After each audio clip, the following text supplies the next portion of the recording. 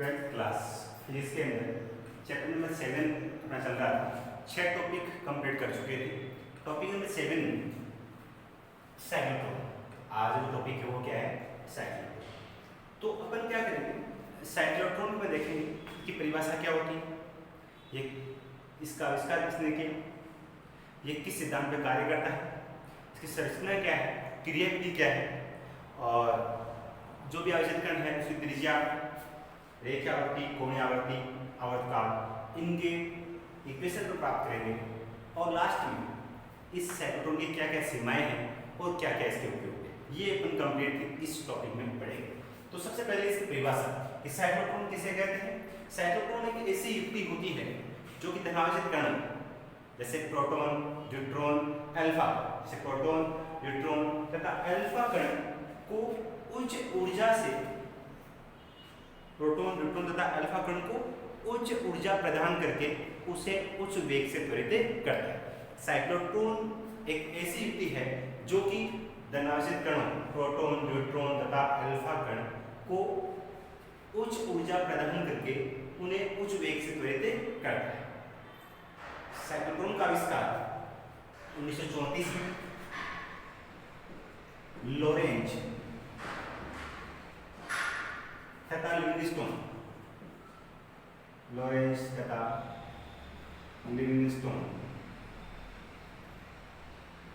नामक वैज्ञानिकों ने किया। साइक्लोट्रॉन का आविष्कार 1934 में लॉरेंज और लिविंगस्टोन नामक वैज्ञानिक थे, उन्होंने इसका आविष्कार किया। और साइक्लोट्रॉन में क्या होता है, विद्युत क्षेत्र और चुंबकीय क्षेत्र दोनों काम में लिया है। साइक्लोट्रॉन में विद्युत क्षेत्र और चुंबकीय क्षेत्र काम में लिए जाते हैं। बात समझ में? जो साइक्लोट्रॉन है इसके बारे में 3 पॉइंट्स मैंने बताए। पहला पॉइंट है इसकी परिभाषा। परिभाषा क्या होती है? साइक्लोट्रॉन एक ऐसी युक्ति है जो कि धनावेशित कणों, प्रोटॉन, न्यूट्रॉन तथा अल्फा कण को उच्च ऊर्जा प्रदान करके उच्च वेग से त्वरित करता है। साइक्लोट्रॉन का आविष्कार 1934 में लॉरेंज तथा लिविंगस्टोन नामक वैज्ञानिक ने किया। और साइक्लोट्रॉन में विद्युत तथा चुंबकीय क्षेत्र काम में लिया जाता है। इसके बाद में सिद्धांत। सिद्धांत क्या होता है साइक्लोट्रॉन का?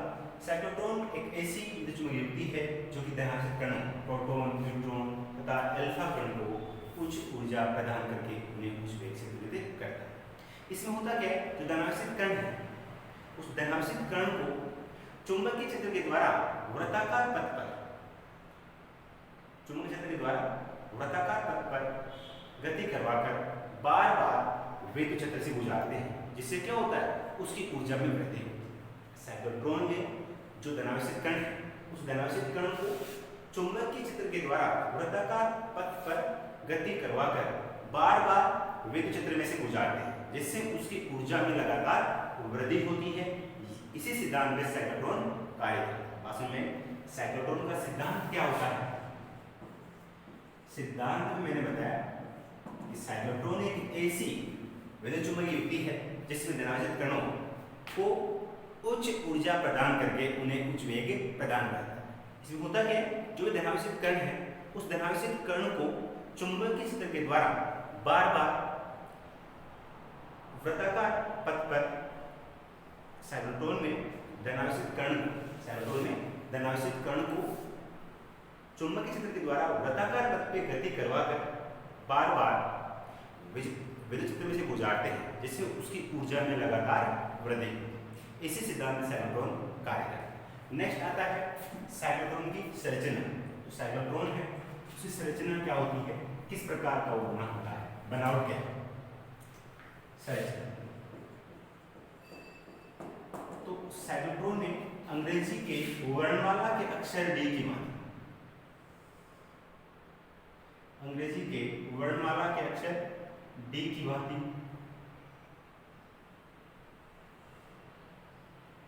2 पात्र होते हैं, अर्धवर्ताकार। साइक्लोट्रॉन में अंग्रेजी के वर्णमाला के अक्षर डी की भांति 2 अर्धवर्ताकार पात्र होते हैं। पहला पात्र है वो D1, दूसरा है वो D2। एक D1 हो गया, एक D2।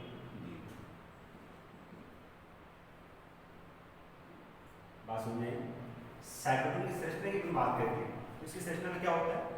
साइक्लोट्रॉन में अंग्रेजी की वर्णमाला के अक्षर डी की भांति दो अर्धवर्ताकार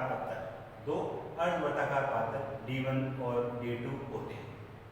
ये आपस में समांतर व्यवस्थित होते हैं और इन्हें डीज कहते हैं। क्या कहते हैं? डीज कहते हैं। और इनका संपर्क एक ऐसे स्रोत के द्वारा होता है। ये दोनों जो डीज हैं वो ऐसी स्रोत के द्वारा जुड़े, ऐसे स्रोत के द्वारा जुड़े। तो जनरल कण हो यहाँ आ जाए। और इन दोनों धात्विक पात्र जो भी हैं D1 और D2, इनको एक शक्तिशाली चुंबक के क्षेत्र में रखते हैं। ये जो आपका धातु वाला D1 और D2 है, जो कहाँ रखते हैं? एक शक्तिशाली चुंबकीय क्षेत्र। और जो चुंबकीय क्षेत्र है वो इनके पृष्ठों के लंबवत होते हैं। चुने में जो D1 और D2 है वो इस बोर्ड तल में रखेंगे तो चुंबकीय क्षेत्र क्या होगा? इनके तल के लंबवत प्रकार से। डॉट किसको बताता है? चुंबकीय क्षेत्र दिशा बोर्ड तल के लंबवत।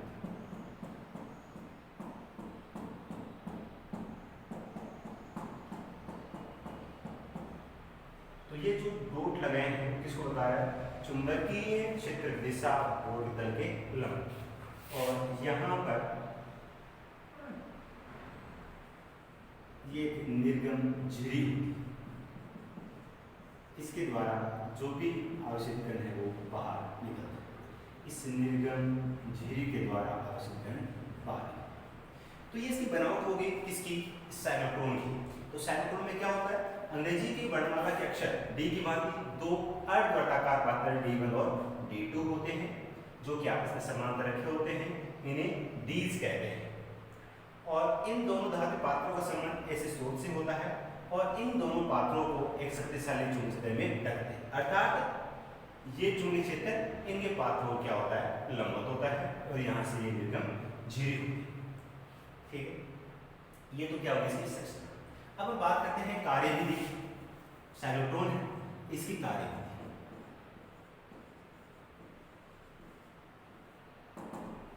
कार्यविधि में क्या होगा? आयन स्रोत के द्वारा कोई भी धनावेशित कण है उनको दोनों डीज के गेट में प्रवेश कराना। उस आयन स्रोत है, उस आयन स्रोत के द्वारा एक धनावेशित कण है P बिंदु पे है। आयन स्रोत के द्वारा धनावेशित कण को दोनों डीज के मध्य गैप में प्रवेश कराना। ठीक है, जैसे गैप में प्रवेश कराएंगे तो इस ऐसे स्रोत के द्वारा इसे V बोलता प्राप्त होगी। जो धनावेशित कण है इसको V बोलता प्राप्त होगी। ठीक है, जैसे इसको बोलता मिलेगी तो ये जो आवेशित कण है ये इस ऋणात्मक डीज की ओर गति करता हुआ अर्धवर्त पूरा करता है। मैंने क्या बताया? साइक्लोट्रॉन की क्रियाविधि में सर्वप्रथम आयन स्रोत के द्वारा धनावेशित कण को दोनों डीज के मध्य गैप में प्रवेश कराते हैं। जैसे गैप में प्रवेश कराएंगे तो इस धनावेशित कण को ऐसे स्रोत के द्वारा ऊर्जा भी प्रदान होती है जिसके कारण ये अर्धवर्त पूरा करता हुआ ऋणात्मक डीज जो धनावेशित कण है वो ऋणात्मक डीज D2 की गति करेगा। ये डीज ऋणात्मक है, ये क्या है? धनात्मक। तो प्लस का है, ये माइनस का है, आकर्षण होगा तो ये एक अर्धवर्त पूरा करता है। अर्धवर्त पूरा करके पुनः गैप में आ जाता है। जैसे गैप में आएगा तो इसको QB ऊर्जा मिलेगी। क्या मिलेगी? QB। उसके बाद में दोनों डीज की ध्रुवता इस प्रकार से होती है कि जैसे ही धनावेशित कण गैप में आता है तो इससे नेक्स्ट डीज की ध्रुवता अपने आप परिवर्तित हो जाती है। फर्स्ट कंडीशन में ये ऋणात्मक था, क्या था? धनात्मक। जैसे आवेशित कण यहाँ पे आया ये ऋणात्मक हो जाएगा, ये धनात्मक हो जाएगा। तो आयन स्रोत है, इसकी आवृत्ति इस प्रकार चयन करते हैं कि इनकी ध्रुवता अपने आप परिवर्तित हो जाए। तो ये दोबारा से ऐसे चक्कर लगाता हुआ दोबारा अर्धवर्त पूरा करेगा, इसको QB ऊर्जा और मिलेगी। टोटल क्या हो जाएगी? 2QB। एक धनावेशित कण को एक वृत्ताकार पथ पूरा करने में 2QB ऊर्जा प्राप्त होगी। इसके बाद में इसकी त्रिज्या बढ़ेगी। त्रिज्या बढ़ते बढ़ते जैसे जैसे त्रिज्या बढ़ेगी तो ऊर्जा में भी लगातार क्या होगी? वृद्धि। इस प्रकार से इधर से ये वृद्धि किया, ऐसे इधर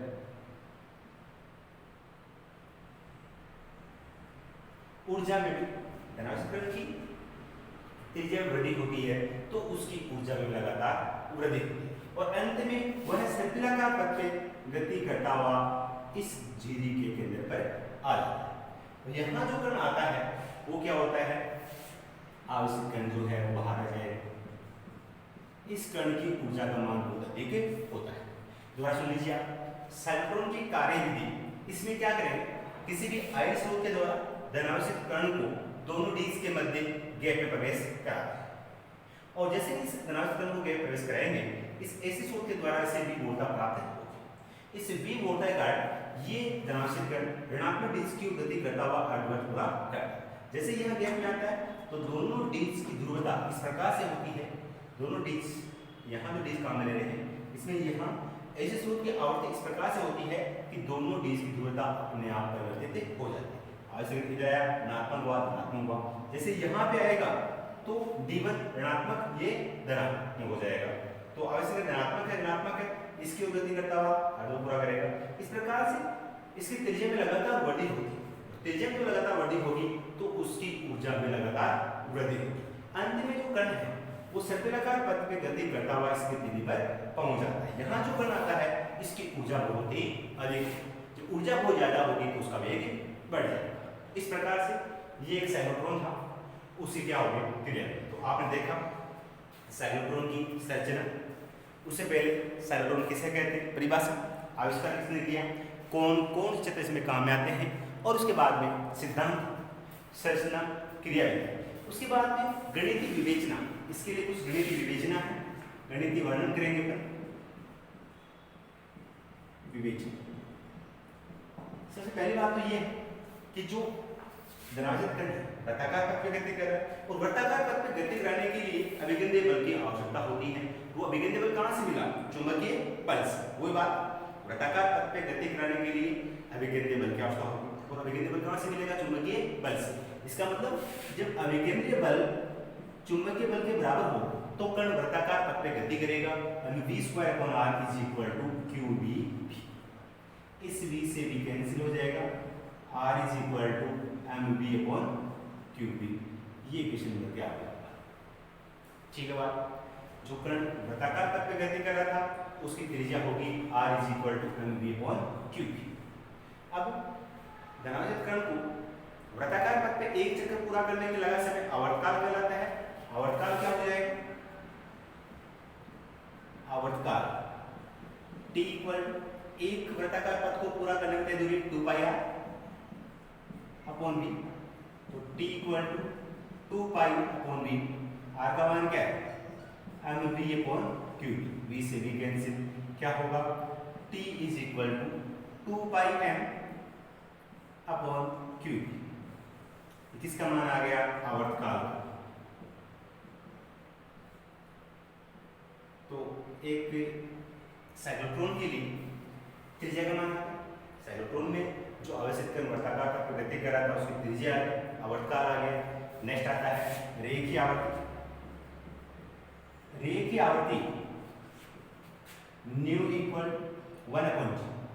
आप सभी जानते हैं आवर्ती आवर्तकाल के व्युत्क्रम होते हैं, तो आवर्तकाल ये है ν = इसको उल्टा करना है, qb/2π, qb/2π है। इसको इक्वेशन नंबर 1 कहा, ये नंबर 2 होगा, ये नंबर 3। लास्ट 4 पॉइंट है वो है कोणीय आवर्त, साइक्लोट्रॉन की कोणीय आवर्त। साइक्लोट्रॉन की कोणीय आवर्त फॉर्मूला क्या होता है, ओमेगा = 2πν। 2πν की वैल्यू क्या है, qb/2π। ये गया ओमेगा = qb/m। ये आ गया साइक्लोट्रॉन की कोणीय आवर्त। तो आप क्या करेंगे, सबसे पहले इसकी देखिए परिभाषा, उसके बाद में आविष्कार किसने किया, उसके बाद में साइक्लोट्रॉन का सिद्धांत, संरचना, कार्यविधि और गणितीय विवेचना। गणितीय विवेचना 4 समीकरण याद करेंगे। साइक्लोट्रॉन में जो भी धनावेशित कण है वृत्ताकार पथ में गति कर रहा है उसकी त्रिज्या, आवर्तकाल, आवर्ती और कोणीय आवर्त। नेक्स्ट जो आता है इसके अंदर वो है आयनों की गतिज ऊर्जा, आयनों की गतिज ऊर्जा, जो भी इसमें धनात्मक गति कर रहे हैं उनकी गतिज ऊर्जा।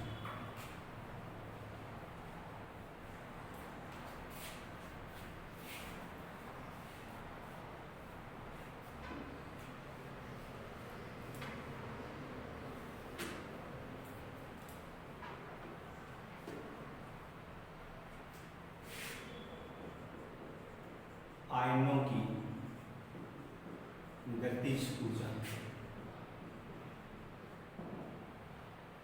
गतिज ऊर्जा की बात करें k equal to half v square होता है, गतिज ऊर्जा E की हो तो E के हो तो हाफ एम v स्क्वायर।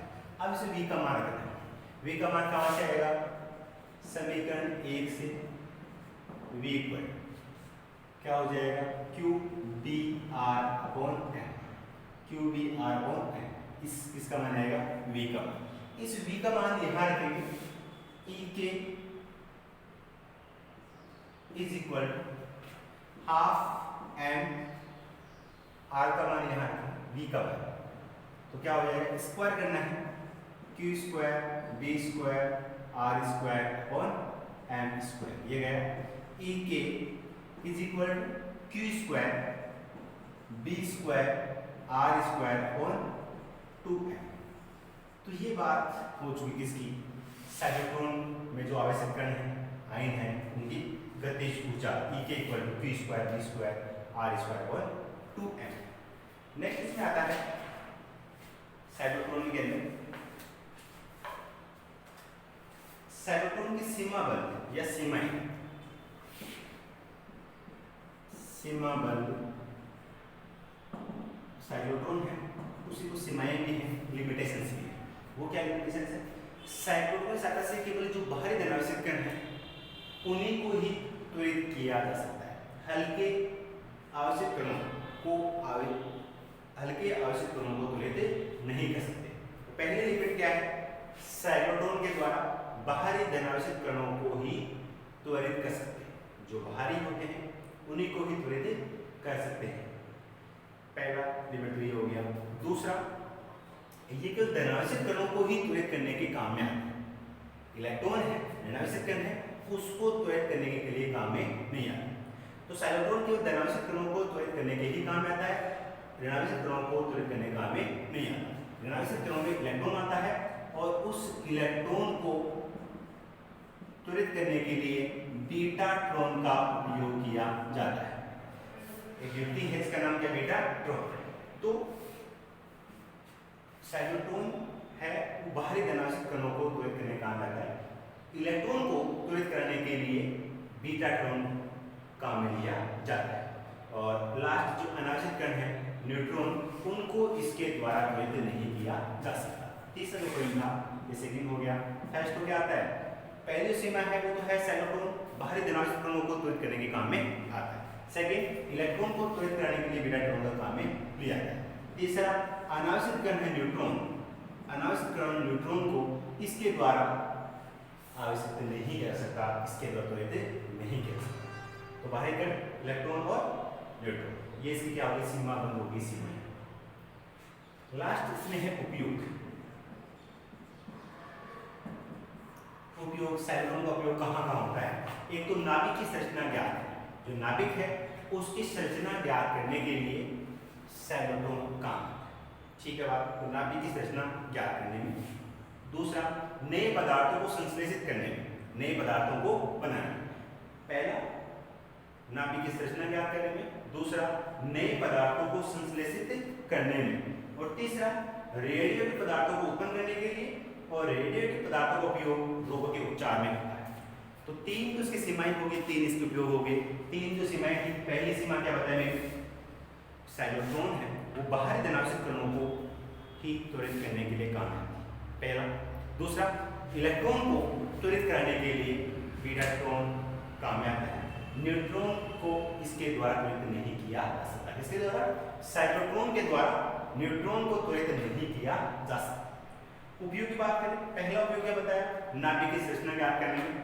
दूसरा, नए पदार्थों को संश्लेषित करने में, नए पदार्थों को बनाने में। तीसरा, रेडियोएक्टिव पदार्थों को उत्पन्न करने के लिए, रेडियोएक्टिव पदार्थों को उत्पन्न करने के लिए, और जैसे रेडियोएक्टिव पदार्थ होंगे तो क्या काम आते हैं, रोगों के उपचार, विभिन्न रोग हैं के उपचार। तो रेडियोएक्टिव पदार्थों के उत्पन्न करने के लिए और रोगों के उपचार के लिए, तो 3 उपयोग हो चुके। पहला उपयोग नाभिक की संरचना ज्ञात करने में, दूसरा नए पदार्थों को संश्लेषित करने में, तीसरा रेडियोएक्टिव पदार्थों को उत्पन्न करने के लिए और नए रोगों के उपचार। तो ये आपका टॉपिक कंप्लीट होता है। तो आप पढ़ेंगे साइक्लोट्रॉन किसे कहते हैं, परिभाषा, संरचना, कार्यविधि, गणितीय विवेचना।